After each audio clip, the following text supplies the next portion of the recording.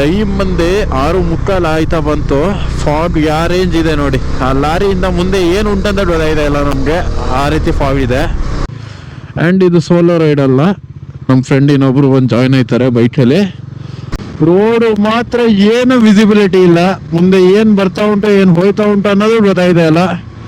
ಭಾರಿ ಕಷ್ಟ ಆಯ್ತಾ ಇದೆ ಗುರು ಓಡ್ಸಕ್ಕೆ. 103 ಕಿಲೋಮೀಟರ್ ಕವರ್ ಆಯ್ತು ನಂದು.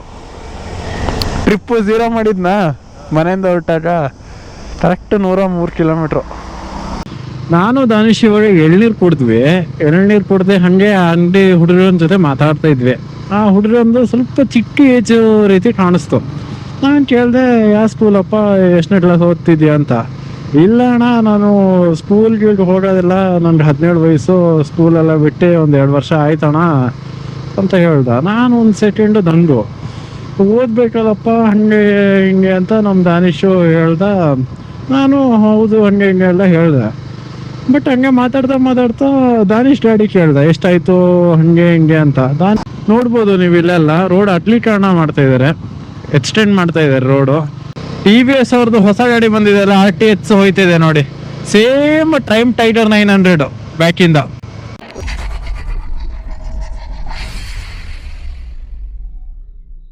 ಎಲ್ಲರಿಗೂ ನಮಸ್ಕಾರ ಮತ್ತು ಇನ್ನೊಮ್ಮೆ ಹೊಸ ವಿಡಿಯೋಗೆ ಸ್ವಾಗತ. ಇವತ್ತು ನಾವು ಊಟಿ ಕಡೆ ಹೊರಟಿದ್ದೀವಿ, ನಾನು ಮತ್ತು ನನ್ನ ಫ್ರೆಂಡು. ಊಟಿ ರೈಡ್ನ ನೀವು ಖಂಡಿತವಾಗ್ಲೂ ಎಂಜಾಯ್ ಮಾಡ್ತೀರಾ ಈ ಸತಿ, ಯಾಕಂದರೆ ಆ ರೀತಿ ಪ್ಲ್ಯಾನ್ ಮಾಡಿದ್ದೀವಿ ಇವತ್ತು ನಾವು. ರೂಟ್ ಎಲ್ಲ ನಾನು ಹೋಯ್ತಾ ನಿಮ್ಗೆ ಹೇಳ್ತೀನಿ ಆಯ್ತಾ, ಆ ರೂಟ್ ಮೇಲೆ ಹೋಯ್ತಿದ್ದೀವಿ, ಹೇಗೆ ಹೋಯ್ತಿದ್ದೀವಿ, ಯಾರು ಬರ್ತಾ ಇದ್ದಾರೆ ನಮ್ಮ ಜೊತೆ ಅಂತ. ಆ್ಯಂಡ್ ಇದು ಸೋಲೋ ರೈಡ್ ಅಲ್ಲ, ನಮ್ಮ ಫ್ರೆಂಡ್ ಇನ್ನೊಬ್ರು ಬಂದು ಜಾಯ್ನ್ ಆಯ್ತಾರೆ ಬೈಕಲ್ಲಿ. ಆಲ್ಮೋಸ್ಟ್ ಅವರು ಹುಣಸೂರು ಹತ್ರ ಬಂದಾಗ ಫೋನ್ ಮಾಡಿ ಅಲ್ಲೇ ಬಂದು ಜಾಯ್ನ್ ಆಯ್ತೀನಿ ಅಂತ ಹೇಳಿದ್ದಾರೆ. ನಾನಿವಾಗ ಕುಶಾಲನಗರಲ್ಲಿ ಇದ್ದೀನಿ. ಹುಣಸೂರು ಒಂದು 50 ಕಿಲೋಮೀಟರ್ ಹತ್ರ ಇರ್ಬೋದೇನೋ, ಕವರ್ ಮಾಡಬೇಕು ಬೇಗ. ಆ್ಯಕ್ಚುಲಿ ಅವ್ರಿಗೆ 7 ಗಂಟೆಗೆ ಅಲ್ಲಿ ಸಿಗ್ತೀನಿ ಅಂತ ಹೇಳಿದ್ದೆ, ಬಟ್ ಏನಾಯ್ತಂದ್ರೆ ರಾತ್ರಿ ಮಲ್ಗೋದು ಲೇಟ್ ಆಯ್ತು ನಾನು. ಹಾಗಾಗಿ 6:10 ಒಳ್ಳೆ ನಿದ್ರೆ. ಅಮ್ಮ ಹೇಳಿಸ್ದಾಗ ಅಯ್ಯೋ ಟೈಮ್ ಆಯ್ತಂತ ಬೇಗ ಒಂದು 20 ನಿಮಿಷದಲ್ಲಿ ರೆಡಿಯಾಗಿ ಹೊರಟೆ. ಟೈಮ್ ಬಂದೆ 6:45 ಆಯ್ತಾ ಬಂತು. ಫಾಗ್ ಯಾವ ರೇಂಜ್ ಇದೆ ನೋಡಿ. ಆ ಲಾರಿಯಿಂದ ಮುಂದೆ ಏನು ಉಂಟಂತ ಗೊತ್ತಾಗಿದೆ ಇಲ್ಲ ನಮಗೆ, ಆ ರೀತಿ ಫಾಗ್ ಇದೆ.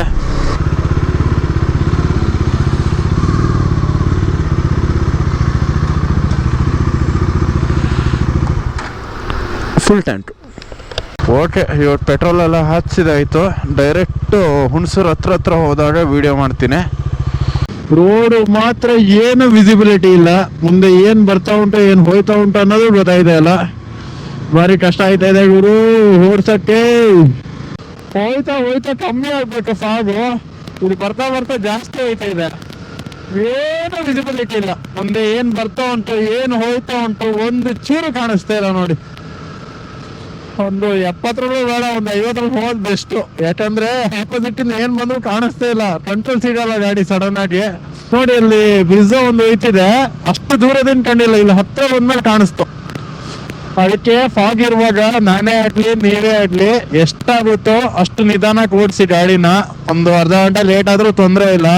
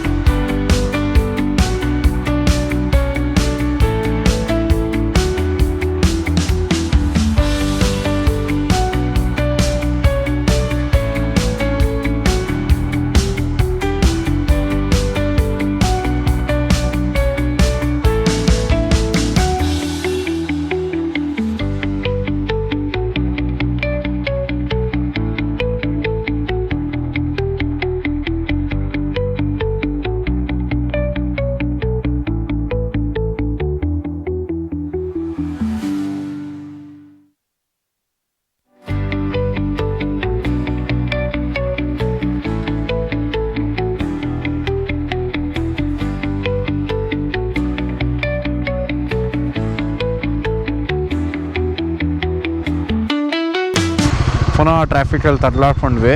ಇಲ್ಲಿಂದ ರೈಟ್ ಹೋಗ್ಬಿಟ್ಟು ನಾನು ಇವಾಗ.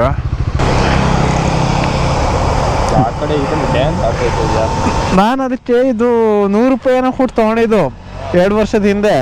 ಹಾಕಿದ್ರೆ ಅಲ್ಲಾಡೋದಿಲ್ಲ. ಇದು ಹಿಂದೆ ಬ್ಯಾಗ್ ಆಡ್ತದಲ್ಲ, ಅವ್ರು ಹಡ್ಡೆ ಚೂರು ಜಾರ್ತದೆ. ನಾನು ಅಲ್ಲಿ ನೋಡಿದೆ, ಇದು ಸೆಂಟ್ರಲ್ ಇತ್ತಲ್ಲ, ಯಾಕೆ ಇಲ್ಲಿ ಬಂದುಂಟಲ್ಲ, ಹಾರ್ ನೋಡಿದೆ ಅಲ್ಲೇ, ನಿಮ್ಗೆ ಗೊತ್ತಾಗ್ಲಿಲ್ಲ.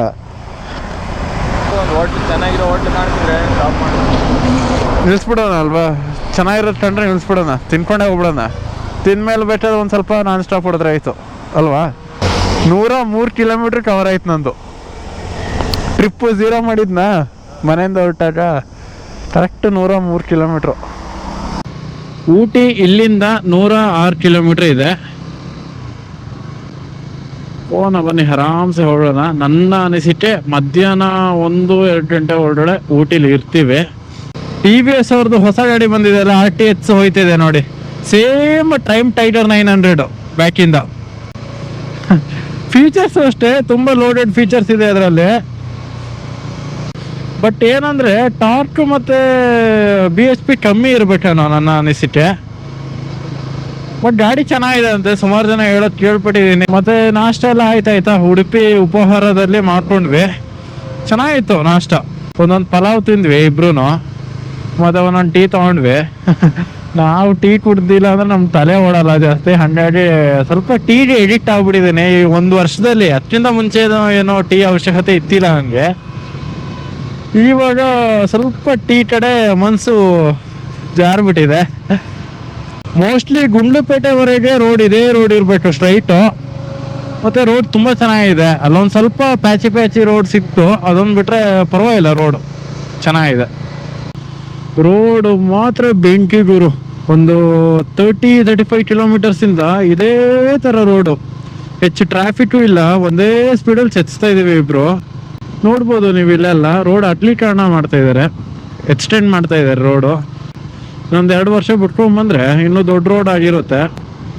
ನಿಮಗೆ ಈ ಹೈವೇ ರೋಡಲ್ಲಿ ಈ ರೀತಿ ಹಾಕಿರ್ತಾರೆ, ಸ್ಪೀಡ್ ಬ್ರೇಕರ್ಸ್ ಅಂತ ಕರೀತಾರೆ, ಒಂದೊಂದು ಕಡೆ ರಬ್ಬರ್ ಹಂಪ್ಸ್ ಅಂತ ಕರೀತಾರೆ ಇದನ್ನ. ಇದು ಎಂತಕ್ಕೆ ಹಾಕೋದಂದ್ರೆ, ಒಂದು ರೀಸನ್, ಸ್ವಲ್ಪ ದೂರದ ಹಿಂದೆ ಒಳ್ಳೆ ಹೈವೇ ಇತ್ತು ಅಂದ್ರೆ ನೀವು ಆ ಹೈವೇಲಿ ಓಡಿಸ್ತಾ ಆಟೋಮೆಟಿಕ್ ನಿದ್ರೆಗೆ ಹೋಯ್ತೀರಂತೆ. ಈ ಸೈನ್ಸ್ ಪ್ರಕಾರ ಇದು ಆಟೋಮೆಟಿಕ್ ನಿದ್ರೆ ಜಾರ್ತಿರಂತೆ. ಆವಾಗ ಈ ರಬ್ಬರ್ ಹಂಪ್ಸ್ ಮೇಲೆ ಹತ್ತಿಸ್ದಾಗ ಈ ಸ್ವಲ್ಪ ಗಾಡಿ ವೈಬ್ರೇಷನ್ಗೆ ಎಚ್ಚರ ಆಗುತ್ತೆ. ಅದಕ್ಕೆ ಈ ರೀತಿ ಹಾಕೋದು ಅಂತ ಹೇಳ್ತಾರೆ. ಆಕ್ಚುಲಿ ಸ್ವಲ್ಪ ಹಿಂದೆ ಒಳ್ಳೆ ರೋಡ್ ಇತ್ತು, ಒಳ್ಳೆ ಅಂದ್ರೆ ಸೂಪರ್ ರೋಡು, ಒಂದು 35-50 ಕಿಲೋಮೀಟರ್ಸ್ ಒಳ್ಳೆ ರೋಡ್ ಇತ್ತು. ಅದಕ್ಕೆ ಸ್ವಲ್ಪ ಏನೋ ನಿದ್ರೆ ಜಾರಿ ಇದ್ರೆ ಸ್ವಲ್ಪ ಎದ್ದೇಳಲಿ ಅಂತ ಆ ರೀತಿ ಹಾಕಿದ್ರೇನೋ. ಗುಂಡ್ಲುಪೇಟೆ ಇನ್ನು 14 ಕಿಲೋಮೀಟರ್ ಇದೆ ಇಲ್ಲಿಂದ. ಇನ್ನೊಂದು 15-20 ನಿಮಿಷದಲ್ಲೇ ತಲುಪಿಡ್ತೀವಿ. ಈ ಸೈಡೆಲ್ಲ ಬಾಳೆ ಜಾಸ್ತಿ ಬೆಳೀತಾರೆ. ನಾನು ಸುಮಾರು ಕಿಲೋಮೀಟರ್ ಹಿಂದೆಯಿಂದನೂ ನೋಡ್ಕೊಂಡು ಬರ್ತಾ ಇದ್ದೀನಿ. ಆಲ್ಮೋಸ್ಟ್ ಹೊಲಕ್ಕೆಲ್ಲ ಬಾಳೆ ಹಾಕ್ಬಿಡ್ತಾರೆ. ಗೈಸ್ ಇವಾಗ ಗುಂಡ್ಲುಪೇಟೆಗೆ ಬಂದ್ವಿ. ಗುಂಡ್ಲುಪೇಟೆಯಿಂದ ಊಟಿ 69 ಕಿಲೋಮೀಟರ್ ಇದೆ. Welcome to Gundlupet. ಎಳ್ನೀರು ಕುಡಿಯೋಣ. ಓಕೆ, ಈ ಬಿಸಿಲಿಗೆ ಸ್ವಲ್ಪ ಹೈಡ್ರೇಟ್ ಆಗೋಣ ಅಂತ ಎಳ್ನೀರು ಕುಡಿಯೋಣ ಅಂತ ನಿಲ್ಲಿಸಿದ್ವಿ. ಟೈಮ್ 11:40 ಊಟಿ 62 ಕಿಲೋಮೀಟ್ರ್ ಇದೆ. ಸ್ವಲ್ಪ ಬ್ರೇಕ್ ತೊಗೊಂಡು ಮತ್ತೆ ಸಿಗ್ತೀವಿ.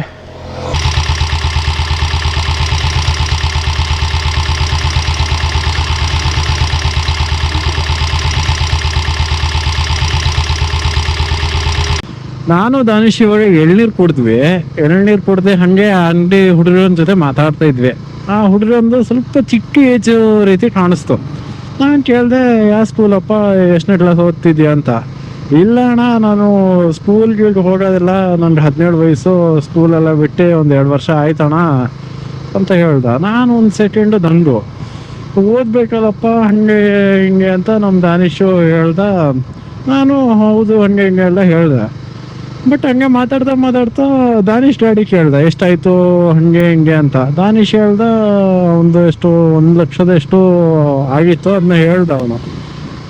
ಆವಾಗ ಅವನು ಹೇಳ್ದ, ಅಣ್ಣ ನಾನು NS 200 ತೊಗೊಂಡಿದ್ದೀನಿ, ಫುಲ್ ಕ್ಯಾಶ್ ಕೊಟ್ಟು ನೋಡಿ ಚೆನ್ನಾಗಿ ಉಂಟಾ ಅಂತ ತೋರಿಸ್ತವನೆ. ನಾವು ದಂಡು, ಓ ಹೌದಾ ಚೆನ್ನಾಗಿ ಉಂಟು ಹಂಗೆ ಹಿಂಗೆಲ್ಲ ಹೇಳ್ದ. ಅದಾದಮೇಲೆ ಏನು ಅಂದರೆ ಅಪ್ಪ ಅಮ್ಮ ಏನು ಮಾಡ್ತಾಯಿದ್ದಾರೆ ಅದು ಇದೆಲ್ಲ ಕೇಳ್ತಾ ಇದ್ವಿ. ಅವನು ಹೇಳ್ದ, ಈ ಎಳ್ನೀರು ಕುಯ್ಯಕ್ಕೆ ಹೋಯ್ತಾರೆ ಅದು ಇದು ಎಲ್ಲ ಹೇಳ್ತಾ ಇದ್ದ. ಮತ್ತೆ ಹೇಳ್ದೆ, ಅಣ್ಣ ನಾನು ನಮ್ಮ ಅಮ್ಮನಿಗೆ ಒಂದು ವಾಲೆ ತಕ್ಕೊಟ್ಟಿದ್ದೀನಿ ಚಿನ್ನದು ಮತ್ತೆ ಬೈಕು ಲೋನ್ ಮಾಡಿಸಿಲ್ಲ ಅಣ್ಣ, ನಾನು ಹಂಗೆ ಫುಲ್ ಕ್ಯಾಶೇ ಕೊಟ್ಟು ತೊಗೊಂಡೆ ಅಣ್ಣ, ಮತ್ತು ಈ ಅಂಗಡಿ ಸಮೇತ ನಾನು ನಡೆಸ್ತಾ ಇದ್ದೀನಿ ಅಣ್ಣ, ದಿವ್ಸಕ್ಕೆ ಒಂದು 3,500-4,000 ರೂಪಾಯಿ ವ್ಯಾಪಾರ ಆಯ್ತದೆ ಅಣ್ಣ, ಹಂಗೆ ಹಿಂಗೆ ಎಲ್ಲ ಹೇಳ್ವಾಗ ನಾವು ನಿಜ ಶಾಕು.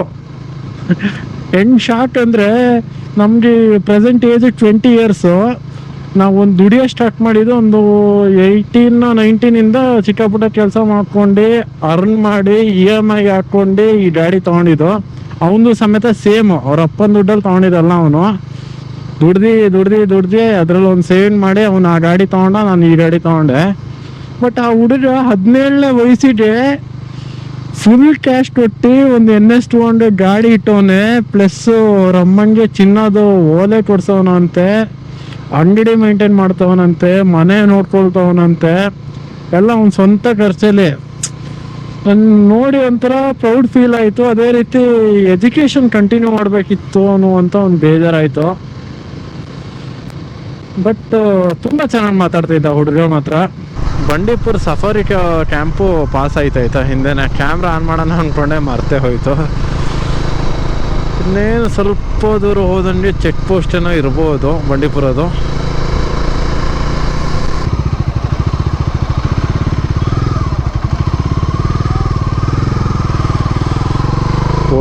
ಓಕೆ ಇಲ್ಲಿ ನಮಗೆ ಏನೇ ಒಂದು ಪ್ಲಾಸ್ಟಿಕ್ ಬಾಟ್ಲ್ ಇದ್ರೂ ಎಸ್ಬಿಟ್ಟು ಹೋಗಬೇಕು. ಎಕ್ಸಿಟ್ ಆಗಬೇಕಾದ್ರೆ ಏನಾದರೂ ಸಿಕ್ಕಾಕೊಂಡ್ರೆ ನಮಗೆ ಫೈನ್ ಬೀಳ್ತದೆ.